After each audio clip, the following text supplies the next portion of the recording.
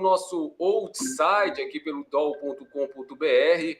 Você já sabe, toda sexta-feira a gente tem um encontro marcado, né, aqui, onde a gente procura falar a respeito de evangelho, mas de uma forma mais tranquila, digamos assim, um pouco fora da caixa dessa religião aí. E hoje a gente tem a presença ilustre do pastor Carlos Moreira, de Recife, Pernambuco. Seja bem-vindo, pastor.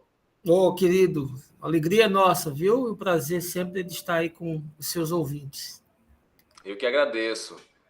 Pastor, hoje a gente vai tocar num assunto aí um tanto quanto complicado, digamos assim, para essa galera aí que é meio religiosa. A gente vai abordar o tema o Deus da guerra e o Deus da paz, né? Basicamente é falar sobre o que vem acontecendo aí, não sei se é um fenômeno, pastor, mas algo que vem acontecendo, de certa forma, que vem acontecendo dentro das igrejas, do ambiente de igreja, onde as pessoas acabam fazendo um evangelho seletivo, né? Onde acabam demonstrando Deus, um Deus de duas faces, um Deus aquele que ama somente aqueles que estão próximos, digamos assim, próximos da gente, e acabam descartando o resto, as outras pessoas, como se as outras pessoas não tivessem a oportunidade de conhecer o amor de Deus. Então, eu gostaria que o senhor pudesse, já de antemão, começar a falar aí a respeito desse assunto, o que o senhor qual é a sua visão a respeito desse evangelho que vem sendo pregado dentro das nossas igrejas? Olha, a grande falácia, né, da religião nesse tempo é que o cristianismo se acha dono de Deus, né?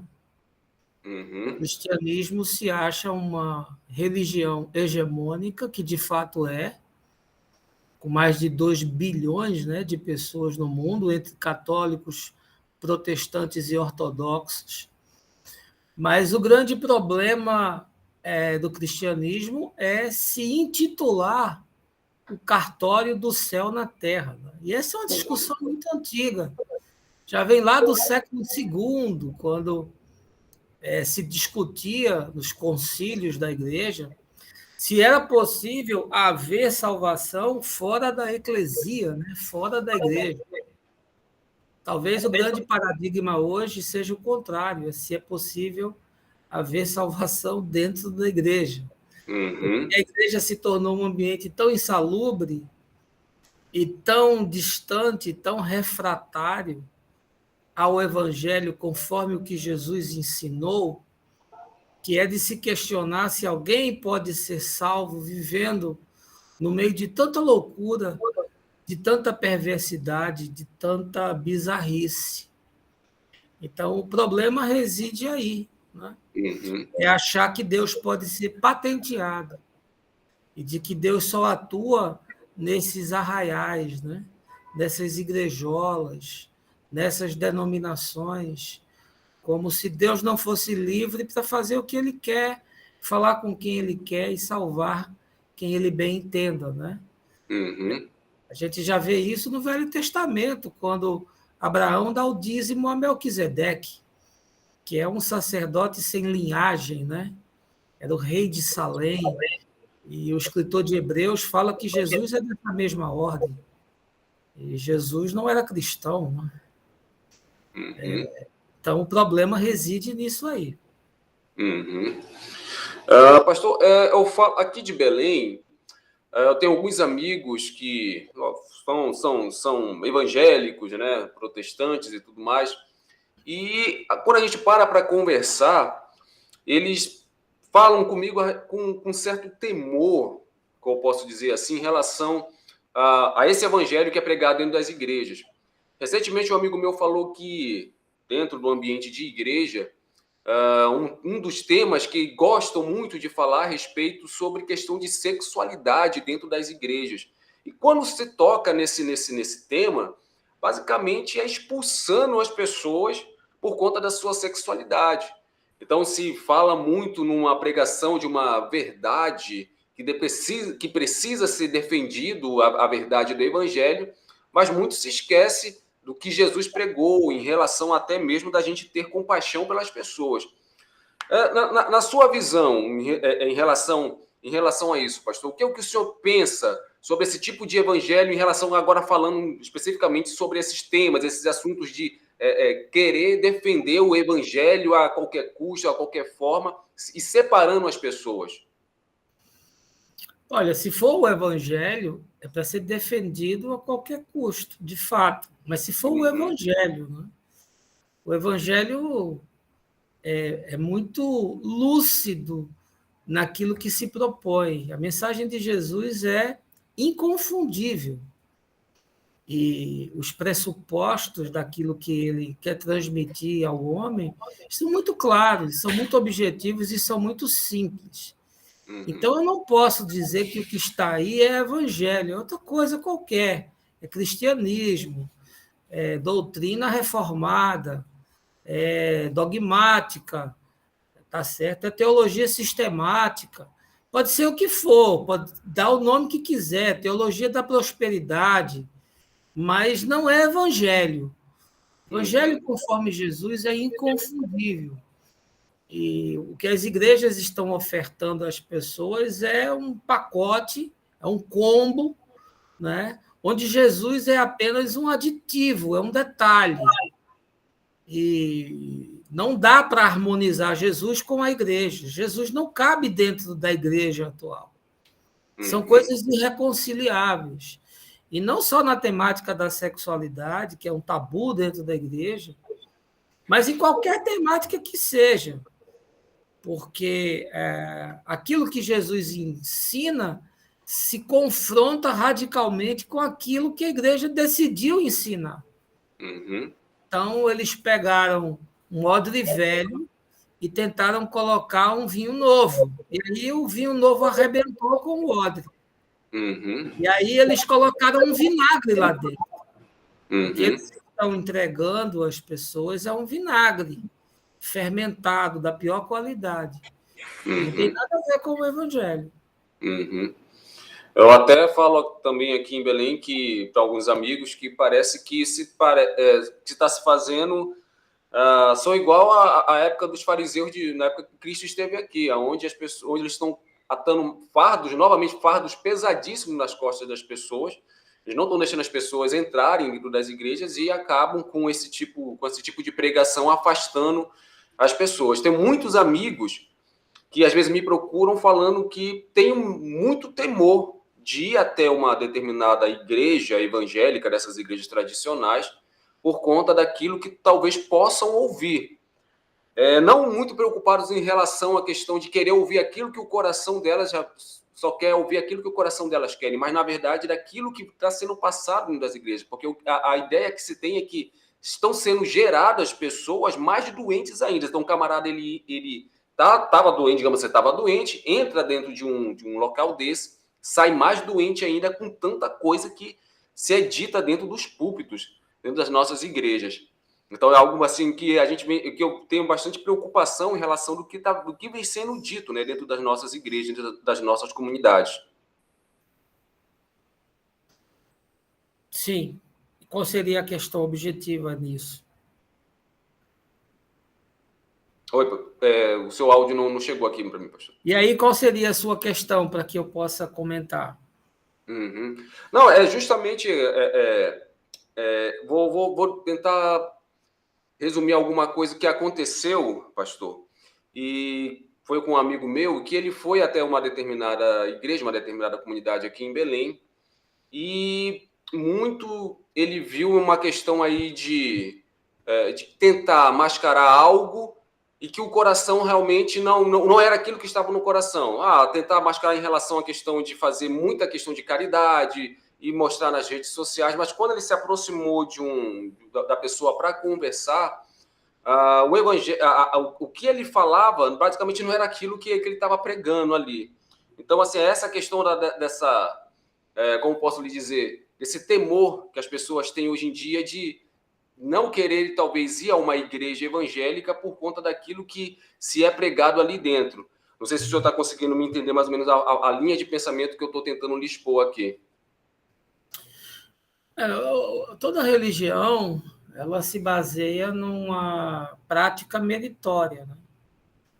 Toda expressão religiosa, toda devoção que o indivíduo religioso disponibiliza a uma divindade qualquer, ela pressupõe necessariamente uma prática meritória. O sujeito tem que fazer coisas para agradar aquela divindade, de tal maneira que a divindade se torne favorável a ela.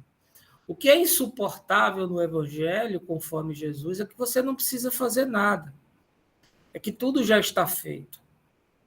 E esse talvez seja um dos temas menos entendidos por aqueles que se dizem cristãos, que é o negue-se a si mesmo. O indivíduo acha que negar a si mesmo é não ir no barzinho, é não ir na praia, é não ir no futebol, é não tomar cerveja e não fumar um cigarro. Ele acha que isso é negue-se a si mesmo. Enquanto o que Jesus quer dizer sobre o negue-se a si mesmo é você abrir mão de qualquer tentativa de fazer algo que possa conquistar a Deus. Você possa seduzir a Deus. Negar-se a si mesmo significa abrir mão de qualquer tipo de prática, de esforço, de oferenda, de serviço, ou qualquer tipo de ação que implique numa resposta de Deus ao ser humano. No Evangelho, conforme Jesus ensina e os apóstolos, tudo já está feito. É tudo pela fé e tudo mediante a graça. Você não tem que fazer mais coisa nenhuma. E isso é insuportável para o religioso, porque a máquina que move a religião são as obras, são as ações e a jactância que o indivíduo desenvolve por fazer aquilo para Deus. E aí Deus não recebe nada disso, ao ponto de Jesus dizer que as nossas obras são trapos de imundície, reforçando o que já dizia o profeta Isaías. Então, isso é insuportável, eles não conseguem lidar com essa verdade, com esse axioma inamovível do Evangelho. Recentemente, pastor, a gente viu aí, mas eu sempre toco nesse assunto, porque aqui em Belém, na verdade, se tem um posicionamento muito forte em relação a isso. Eu não sei aí na sua cidade, mas a gente também vê esse movimento em relação ao resto do Brasil, que é a questão de sempre se lutar contra a sexualidade do próximo. Então, aqui em Belém, as igrejas elas tiveram uma grande movimentação quando uma empresa aí, de fast food lançou um comercial, acho que você chegou a ver esse comercial, falando sobre a questão da sexualidade, sobre a questão do olhar da criança em relação ao aceitar o diferente. Então, aqui aconteceu um movimento muito grande de, mais uma vez, trazer aquela questão do boicote. Então, as igrejas passaram a colocar dentro dos seus templos para que os seus fiéis, os seus seguidores, pudessem boicotar essa determinada empresa. E não só essa, as outras empresas que falem contra, digamos, o que eles dizem, contra aquilo que vem a ser da família, né? Então, assim, isso para mim aqui é algo assim muito... como posso lhe dizer, há uma realidade que vem se aflorando muito aqui na nossa cidade. Algo que eles tentam sempre, quase que 24 horas, tentar, quando falam nesse assunto, de uma forma mais, digamos assim, que traz mais a questão de um ódio do que se colocar em posição junto a essas pessoas para poder até falar de Cristo, dar liberdade para essas pessoas poderem escolher aquilo qual o caminho que elas devem seguir. Na sua visão, pastor, essa questão aí toda de boicote ou não boicote, qual seria como o senhor poderia lidar com essa situação em referente ao senhor que é pastor em relação ao seu rebanho? Como na verdade, um pastor poderia lidar em relação a essas coisas? Sobre o que vê aqui, essas situações de comerciais, qual é a sua visão? O que o senhor poderia colocar? Lidar com isso como Jesus lidou. Isso não é uma questão para Jesus, isso é uma questão para os crentes. Sexo não é uma questão para Deus, é uma questão para a igreja.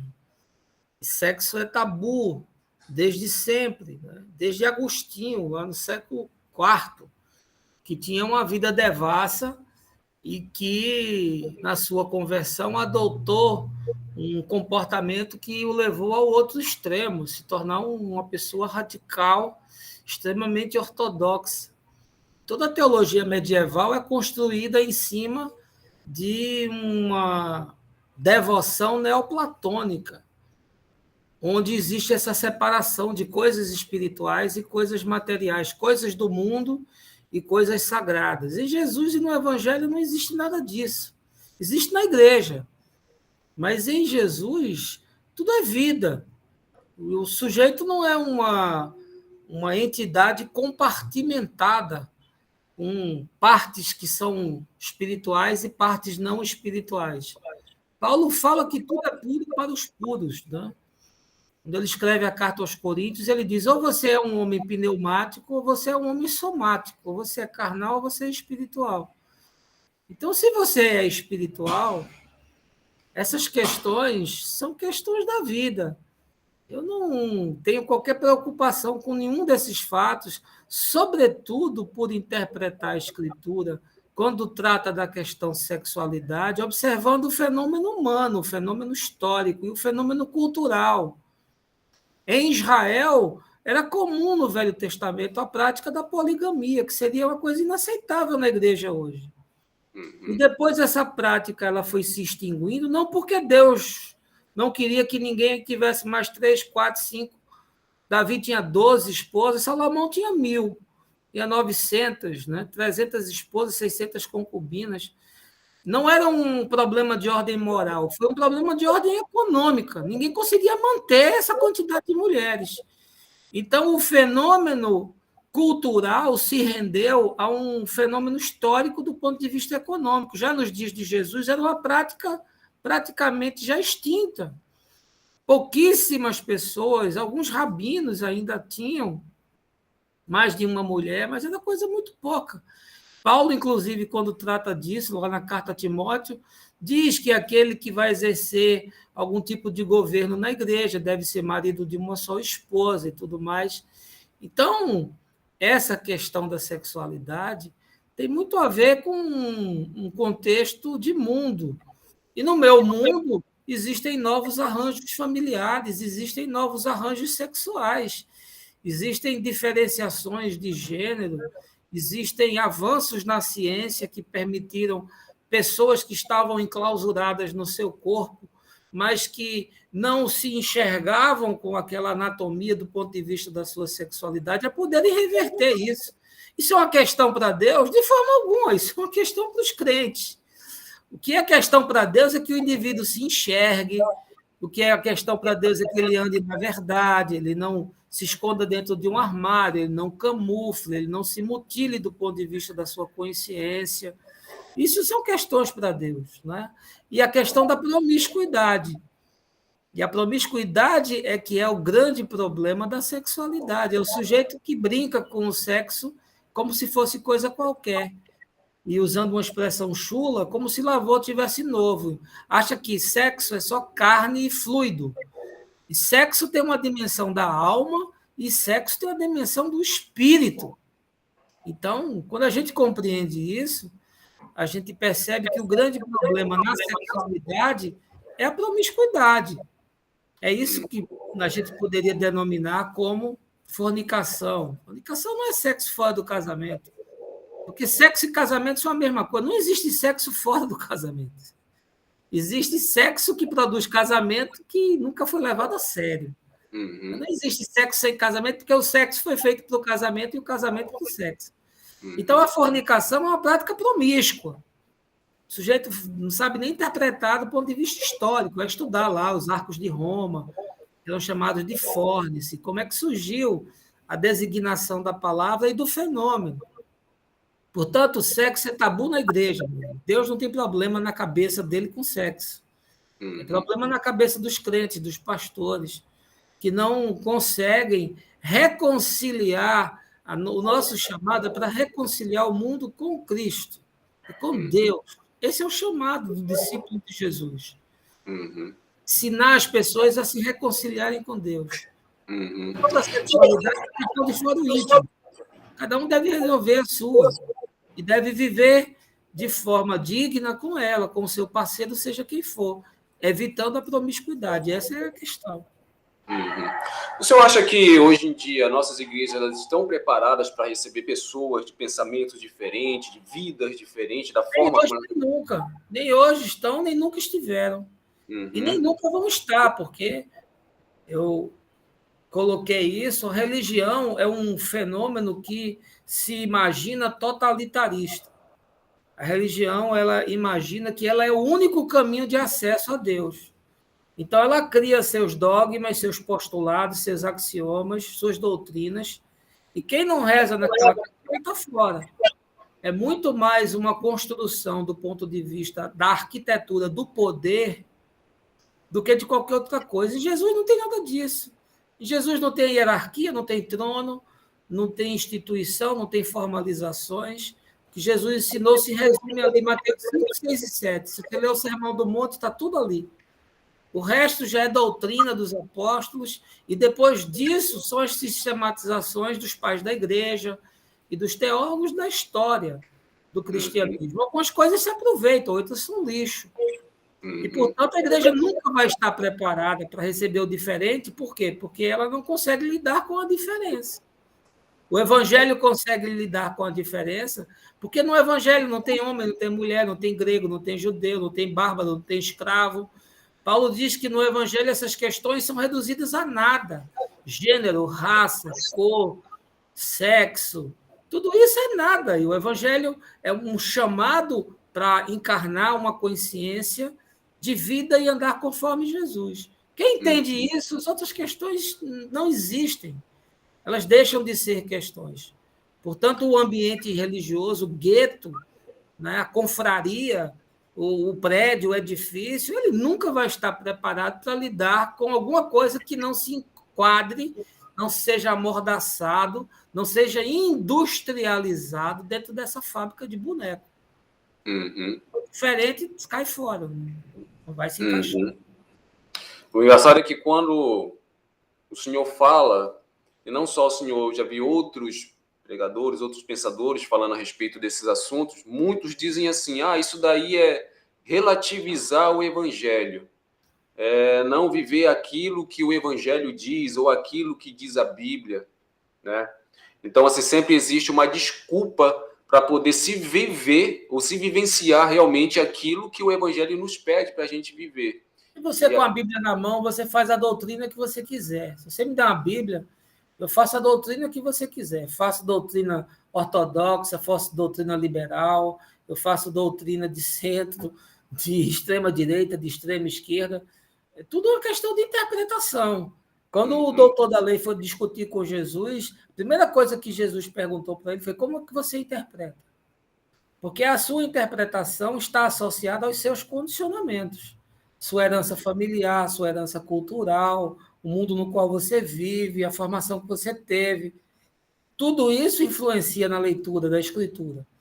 Então, dependendo de quais sejam as lentes que você utiliza, a Bíblia pode ser um instrumento de graça, de paz, de misericórdia, de solidariedade, de bondade, ou pode ser um instrumento de morte, de exclusão, de castração, de cerceamento. Depende de como você interpreta. Então, tudo está no olho de quem enxerga e como enxerga a vida. Por isso que Jesus falou, se os teus olhos forem bons, a tua vida vai ser um caminho de luz. Agora, se forem maus, vai ser trevas. Então, tudo depende da questão da interpretação.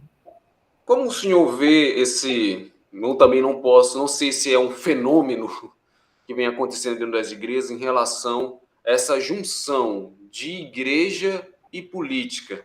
Ao meu modo de ver, é algo que se tornou extremamente complicado, né? Onde as pessoas agora acabam, para defender os seus interesses, as suas paixões, elas também acabam fazendo isso, deturpando o evangelho. E muito até se fala em questão de uso da força, uso de armamentos e tudo mais. Então, assim, tudo acaba indo para esse lado. Como é que o senhor vê essa situação toda, pastor? Também não é um fato novo. Política e religião são duas potestades que sempre andaram juntas na história humana, desde o Egito Antigo. Você vai ver que todas aquelas divindades e aqueles reis, eles se simbiotizavam, passando pela Babilônia, pelos persas, pelos gregos, pelos romanos. O César romano era Deus, era Augustus, né? Então, isso não é uma coisa nova. O cristianismo só deu sequência a isso quando, ali no século Terceiro, Constantino sistematizou, ungiu o cristianismo como uma religião estatal. Então, a partir daí, o que você tem é uma potestade, né? É uma hidra, é uma besta. Olha só para a história do cristianismo, de espoliar nações, destruir povos, matar índios, arrasar culturas. Onde o cristianismo pisou, ele criou desgraça. Não tem nenhum ponto de convergência com Jesus, com o que Jesus prega, nem com o que Jesus ensina. Então, quando você mistura essas duas potestades espirituais, que elas se amancebam desde sempre, e lá no final, no Apocalipse, João está vendo duas bestas, um que é mestre do mal, que é mestre da terra, é um poder político e um poder religioso.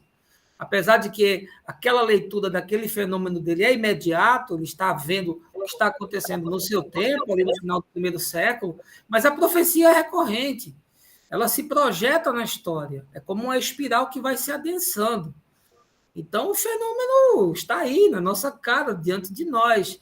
A igreja jantando, comendo na mesa da política. Né? A igreja abraçando uma ideologia perversa, totalitarista, né? Factícia, totalmente beligerante. Isso que está aí. Se tem alguma coisa a ver com Jesus? Não. Tem a ver com o fenômeno histórico humano. E com isso eu estou dizendo que o discípulo não deve se envolver com política. Pelo contrário. Nós somos seres políticos por essência. Né? Não existe nenhum arranjo social sem política. Então, eu, como indivíduo que sou, tenho as minhas predileções, eu tenho as minhas inclinações e tenho que ter o meu candidato e defender aquela política que eu entendo seja a melhor para a sociedade. Mas isso não tem nada a ver em colocar política dentro da igreja. A igreja tem que ser isenta para que ela tenha a possibilidade de exercer o seu papel profético, de elogiar o que está certo, de condenar o que está errado. No momento em que ela se senta na mesma mesa para comer das iguarias, né, dos políticos e dos governantes, acabou-se. Profeta não se senta em mesa de rei. Só é você olhar para a história. Os profetas são seres desviantes. Né? Jesus não teve nenhum interesse de se associar com nada do ponto de vista político. Ou você acha que Herodes não toparia fazer um acordo com ele? Você acha que o Sinédrio, depois de ver tudo que ele já tinha feito, não toparia fazer um acordo com ele? Ou se ele começasse a fazer milagres na frente de Pilatos, você acha que Pilatos não toparia fazer um acordo com ele? É claro, mas ele nunca quis, porque ele disse, o meu reino não é desse mundo. Mas, não obstante isso, Jesus fez uma série de ações políticas. Ele escolheu a Galileia, que é um lugar miserável, para pregar e denunciar a exclusão, a miséria, a exploração humana, multiplicar pão numa cidade faminta como Betsaida. O que você acha que era isso? Era uma ação política. Era uma denúncia daquela região que, historicamente, era excluída, porque havia se misturado com outros povos. O judeu da Galileia era como se fosse o nordestino para o sulista, entendeu? Ou para o cara de São Paulo e do Rio, a gente é como se fosse brasileiro de segunda classe. A mesma coisa era o pessoal da Galileia. E o samaritano era desgraça completa, entendeu? O samaritano era transexual. Era o cara que tinha que ser eliminado. Tanto que ali Tiago e João, quando Jesus não entra em Samaria, a primeira coisa que eles pensaram foi, vamos mandar fogo e lança a chama aqui e mata todo mundo. Né? Ao passo que Jesus disse, vocês não sabem nem de que espírito vocês são. Estou falando de idiotice. Eu não vim condenar ninguém, eu vim salvar as pessoas. Né? Então, assim, a igreja deveria, na verdade, como o senhor falou, ser livre, né?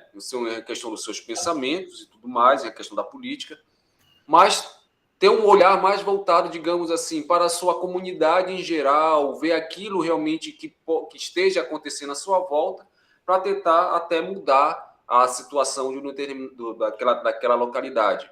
A igreja, como instituição, tem que ter uma palavra de denúncia contra tudo aquilo que fere a dignidade do homem, que fere o planeta, que fere as boas práticas. Esse é o papel da igreja. A igreja não tem que se sentar em mesa de político, a igreja não tem que ir para o Congresso para ter representatividade, para pedir TV, para pedir rádio, para pedir terreno para construir sede de denominação, nada disso. Isso tudo é uma prostituição daquilo que Jesus ensinou. Isso é fisiologismo. Qual é o pior grupo de deputados dentro do Congresso? É a bancada evangélica, é a mais promíscua, é a mais fisiológica. Uma coisa horrorosa. Né? Então, a igreja não tem que se envolver com nada disso. E com isso não estou dizendo que a igreja se aliene, que aí é o outro extremo. Aí tem um grupo que diz assim, não vamos nos envolver com política. Aí, se você não se envolver com política, os maus políticos vão dominar. Uhum. Se envolve com política como? Cobrando, denunciando e apoiando as boas práticas. Só sem nenhum favor, sem nenhum fisiologismo, sem nenhum intercâmbio de influências. Nada disso. Mantendo a isenção. Pois não, continue. Mantendo a sua isenção, o seu papel de ser até um instrumento de mediação da sociedade. A igreja deveria ser um farol da sociedade. A igreja deveria ser um luzeiro, como Jesus disse, brilha a vossa luz no meio dos homens. Mas não é isso, a igreja se prostituiu, a igreja se amancebou com o fascismo desse tempo, com o que há de pior. E pior que a igreja sempre está alinhada com essas coisas. Você pensa que isso é novo? Não. Quem que você pensa que apoiou o golpe de 64? A igreja protestante apoiou. A igreja católica foi refratária ao golpe.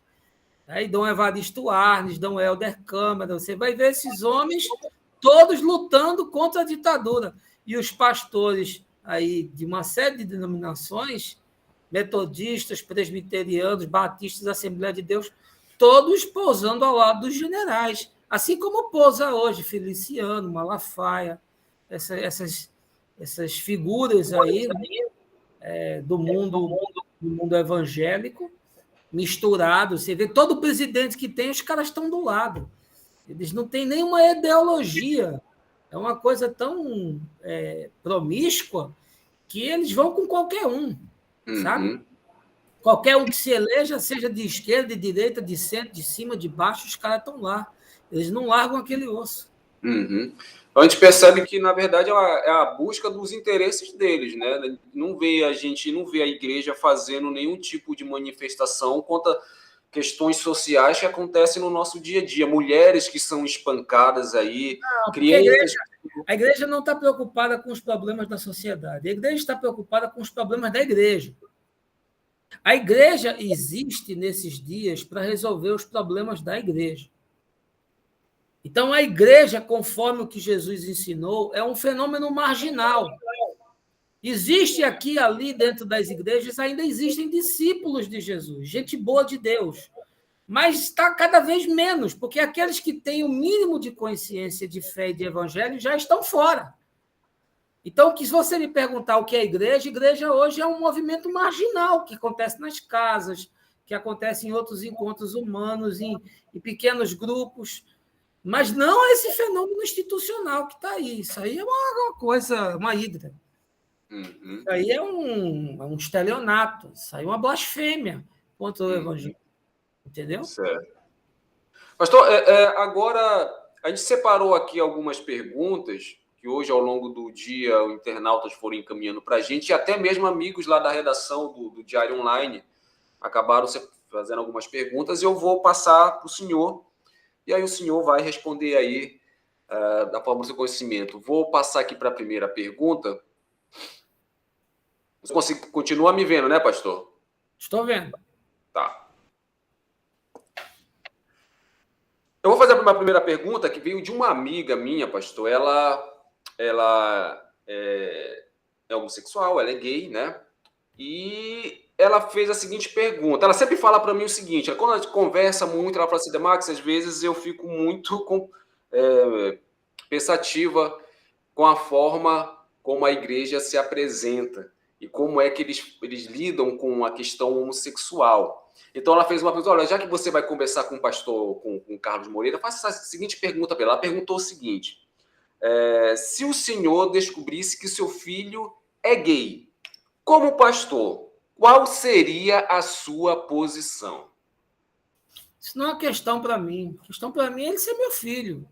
A Uhum. questão para mim é ele ser honesto com ele mesmo e conosco, com a mãe e com o pai. A questão para mim é ele não violentar a sua consciência. A questão para mim é ele não ser promíscuo. A questão para mim seria ele não viver um estelionato, uma fraude, se castrando para manter um padrão comportamental que é uma exigência da religião, não é nossa. Aqui na nossa casa, nós não temos isso. E nós temos muitos amigos que são homoafetivos, pessoas muito próximas a nós. Na nossa comunidade temos vários, exercendo os seus chamados em Ministério de Música, em Ministério de Ação Social, e todos eles fazendo aquilo que possuem habilidade dada por Deus para fazer. Não existe nenhum tolimento, nenhum tipo de regramento, nenhuma castração. Então, isso não seria uma questão para mim. A questão para mim é se ele é gente, entendeu? Se ele é gente boa, se tem caráter, se tem verdade. Agora, como é que ele usa o pinto, ou como que ele usa a pepeca, e é uma história que não tem relevância, entendeu? Uhum. Entendi, pastor. Vamos passar aqui para a segunda pergunta.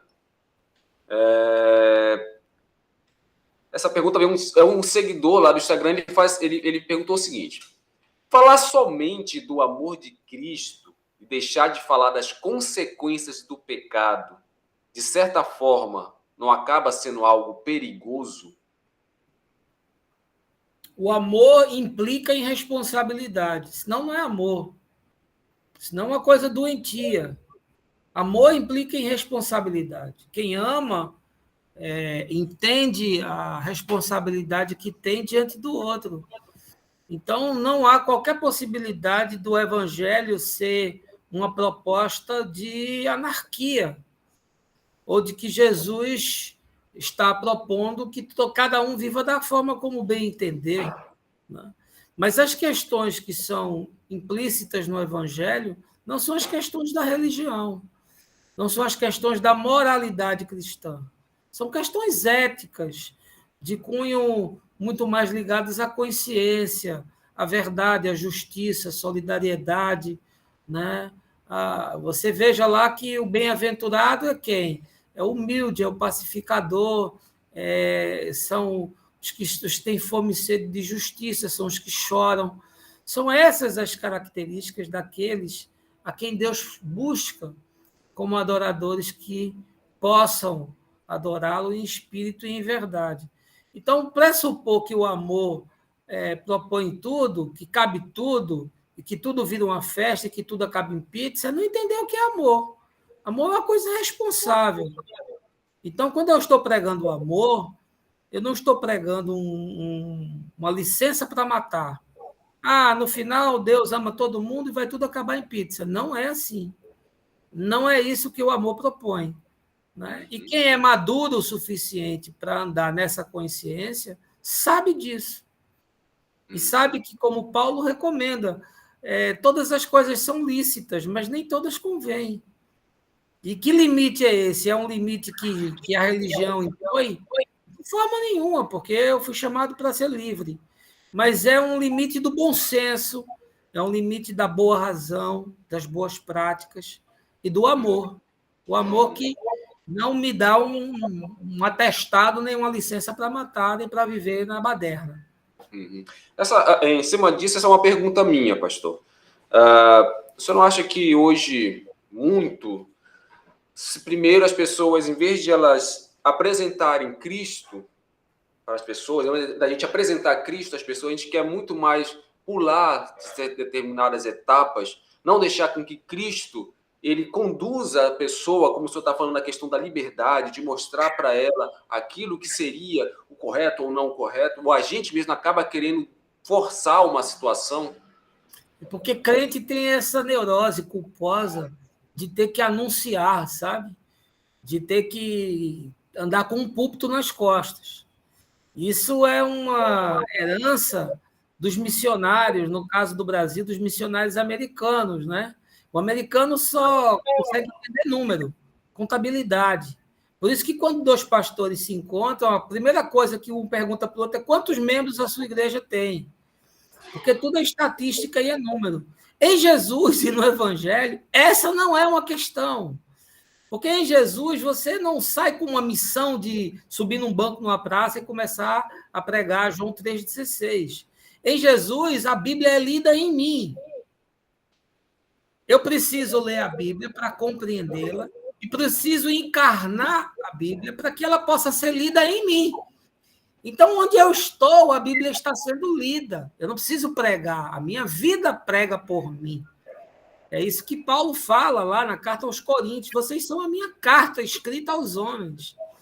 Então, essa questão de ter que sair para converter o cara, isso é uma neurose, é uma herança, né, desse protestantismo americano que a gente teve. E com isso não quer dizer que nós não devemos ter uma ênfase missionária. Mas a minha missão onde é? Na África? Não, a minha missão é aqui no meu prédio.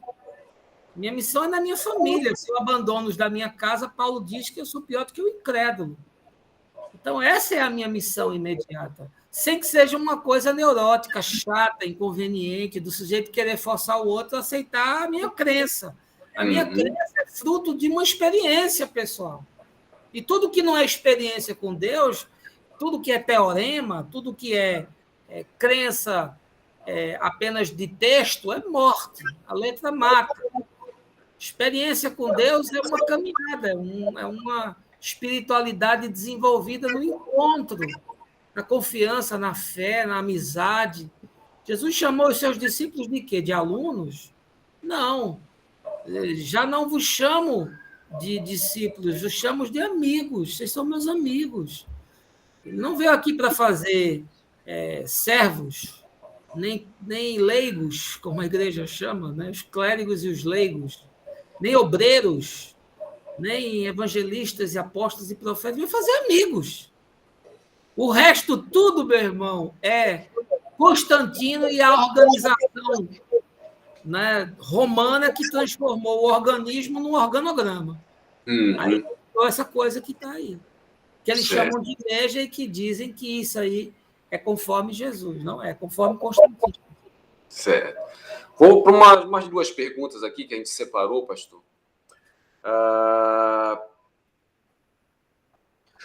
Gustavo, da redação lá do Diário Online, ele faz a seguinte pergunta. A teologia de um Deus extremamente punitivo é endossada por muitos pastores com muito poder, seja em canais de televisão ou com cargos políticos.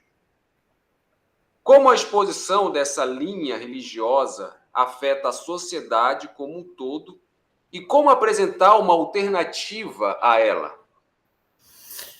Religião não vive sem culpa. O motor da religião é a culpa. Quanto mais culpa você gera no sujeito, mais ele vai depender de um espaço sacralizado e de um intermediário do sagrado para purgar as suas mazelas. Então, não existe nenhuma proposta de religião se você tirar essas coisas. Primeiro, se você tirar o poder dessa figura. E em Jesus, eu insisto, e no Evangelho, não existe isso. Por isso que o apóstolo Pedro diz, todos vocês são sacerdotes agora. Todos vocês têm acesso a Deus. O resto é uma elitização do organograma, que diz quem pode casar, quem pode batizar, quem pode fazer a Santa Ceia, e já é uma organização, uma estruturação exclusivista, preconceituosa, aí exclui mulher, aí não pode, aí o cara que é divorciado não pode tomar ceia, o homoafetivo não pode tomar ceia, eles começam a regulamentar essas coisas. Mas quando você tira a culpa e o intermediário, a coisa perde a força, porque eles só funcionam se tiver essa organização quartelar, né? Se tiver lá o coronel, o major, o tenente, o sargento, o cabo e o soldado. Na igreja tem a mesma coisa.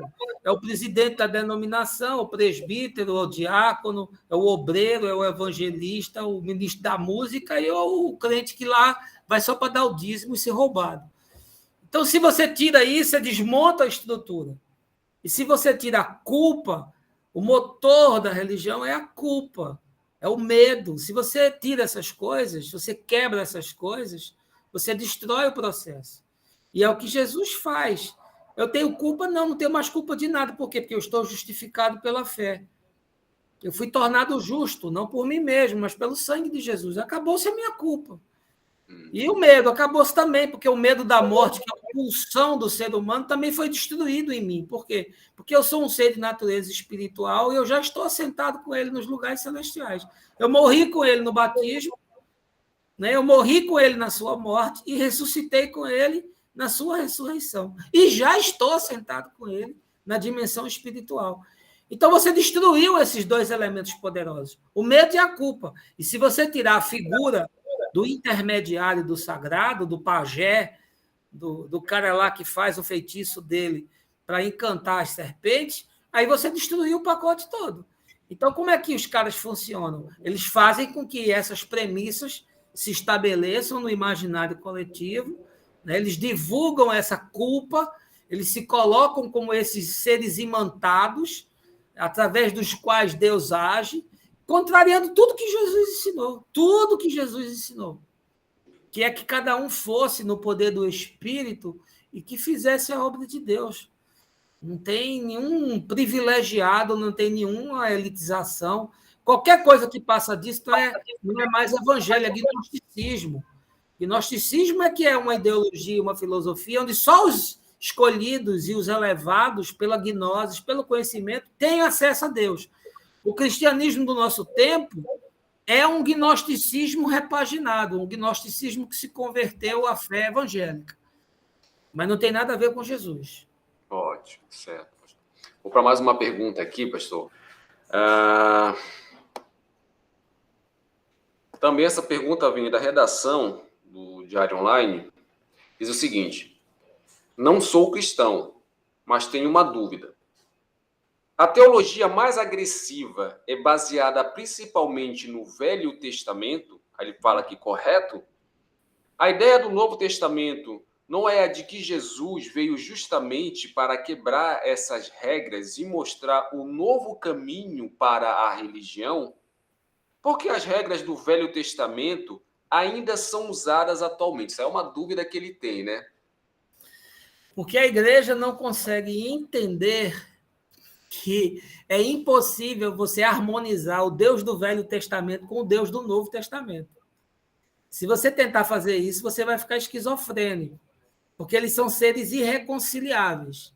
E aí o que é que acontece? Eles começam a criar uma série de construções teológicas para respaldar as bizarrices que acontecem no Velho Testamento em nome de Deus. Mas se você quiser discernir Deus, quem é Deus? Você tem que olhar para Jesus. Porque Jesus é o Deus encarnado. Ele disse para Filipe, ali no final do Evangelho de João, quando Filipe disse, olha, Senhor, mostra-nos o Pai, que a gente já está satisfeito. Aí Jesus disse, pô, Filipe, esse tempo todo você está convivendo comigo e você ainda não sabe quem é o Pai? Filipe, quem vê a mim vê o Pai. Então, se você quer discernir Deus, que é indiscernível, que Calbart diz que é o totalmente outro, que só conhecemos de Deus aquilo que Deus se permite revelar, porque a gente não suportaria uma revelação de Deus, a gente desmantelaria, o psiquismo iria se desconstruir, a matéria iria virar sopa. Então, o que a gente pode discernir de Deus está em Jesus. Então, eu tenho que ler a Bíblia a partir de Jesus. Jesus é a chave de interpretação da Escritura. Então, eu tenho que pegar Jesus para ler o Velho Testamento. O problema é que a Bíblia dos crentes ficou maior do que Jesus. Eles tentam fazer Jesus caber na Bíblia, e não a Bíblia caber em Jesus. A esquizofrenia está toda nisso aí.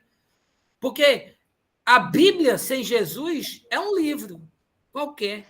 E Jesus sem a Bíblia é Deus. Aliás, Bíblia é um negócio de alguns séculos atrás. Toda a história da fé de Israel não tinha Bíblia, tá certo? Bíblia, como a gente conhece, é um fenômeno que do cânon fechou no 3º século depois de Cristo, e em Gutenberg, lá no século XVI, foi que teve Bíblia. Até antes disso, o mundo era um mundo de gente analfabeta. Um rico tinha 10 livros em casa. Ninguém sabia ler. Os textos estavam confinados nos mosteiros, as missas eram feitas em latim, o povo não entendia chonga de coisa nenhuma. O que os caras diziam não leio porque eles estavam falando em nome de Deus. Então a esquizofrenia é essa, é que o Deus do Velho Testamento é um Deus interpretado pelo escritor do Velho Testamento. O Velho Testamento é um mundo agrícola, é um mundo de guerra, é um mundo onde não tem direitos humanos, é um mundo onde os homens são bárbaros. Então, o Deus do Velho Testamento é o Senhor dos exércitos, é o Senhor das batalhas, é o Deus da guerra, é o Deus que manda entrar na cidade e matar todo mundo, matar velho, matar criança, matar todo mundo. Mas esse Deus é compatível com o Deus que se revela em Jesus, que diz para você amar os inimigos, para você perdoar até 70 vezes 7, e que diz que são os mansos que vão herdar a terra. Não! Aí a esquizofrenia está nisso, porque eles têm que fazer a coisa funcionar. Porque um Deus não combina com o outro. Ao invés de entender a limitação do texto, que aí tem a questão histórica, sociológica, filosófica, cultural, religiosa, que tem que, para interpretar a escritura, ter todos esses saberes, para você ser o mínimo honesto possível com o texto e perceber que o escritor ele está dentro de um contexto de mundo que ele não poderia escrever de outra forma, a não ser daquela que ele escreveu, e que em Jesus, então, a gente compreende quem é Deus, e que Deus não é nada daquilo que está escrito lá, mas apenas a expressão de um indivíduo que faz uma leitura de Deus conforme o seu recorte de mundo, aí fica essa esquizofrenia que está aí.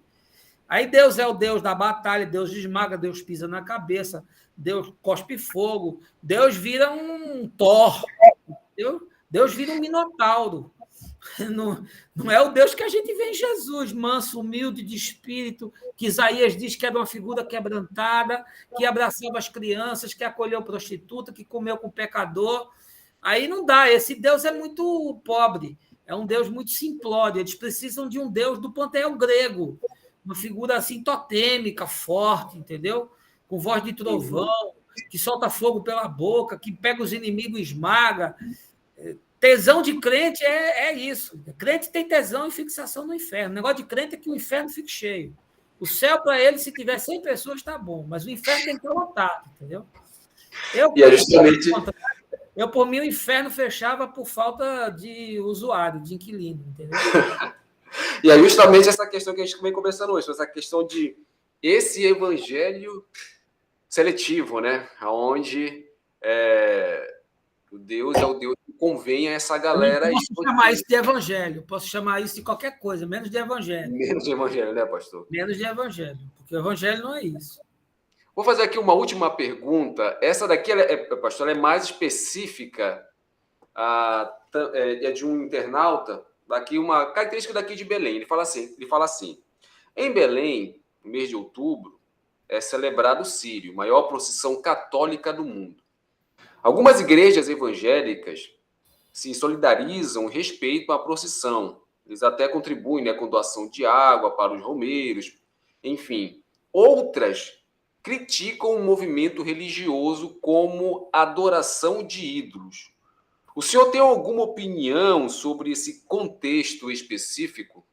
Olha, quer mais adoração de ídolo do que a igreja evangélica tem hoje em Bolsonaro, meu irmão? Quer mais adoração de ídolo do que esses caras que adoram Malafaia, Terra Nova, Edir Macedo? Você quer mais ostentação e mais adoração? Esses caras são o bezerro de ouro de nosso tempo. Queria eu que o problema da igreja fosse o sírio, que é uma coisa ingênua, de uma fé simples, de pessoas de fé simples que estão ali na expectativa de que haja uma mudança de vida num país miserável, de esmagamento social, péssima distribuição de renda, injustiça de todos os lados. Você vê a chacina hoje lá em Botafogo, uma coisa horrorosa. Então, queria eu que o problema fosse esse. Idolatria não é isso, não. Idolatria é gente que tem consciência, é gente que tem instrução, é gente que imagina que compreendeu a mensagem e fica lambendo os pés desses caras aí. Isso é muito mais idolatria. O cara idolatra a mulher, idolatra o clube de futebol, idolatra a denominação da igreja dele, tá certo? Aí ele acha que nada disso é idolatria, ele se preocupa só com o cara que vai lá e beija o pé da santa. Olha, eu lhe garanto que ninguém vai no inferno, jamais Deus vai colocar ninguém no inferno porque ele foi atrás de uma procissão, meu irmão. Agora, eu acho muito mais fácil o cara ir para o inferno porque vai atrás daquele curso aloprado da Marcha para Jesus. Aquilo, sim, para mim, é que é uma profissão ridícula, de gente idiotada, cheio de político safado evangélico, fazendo lobby, tá certo? Aquilo é que é uma coisa horrorosa. Você poderia facilmente me ver na procissão aí do Círio. E eu iria com todo o respeito e com a minha consciência de fé no Evangelho. Mas você jamais me veria numa marcha para Jesus. Nunca fui e nunca irei. Você está entendendo? Estou entendendo.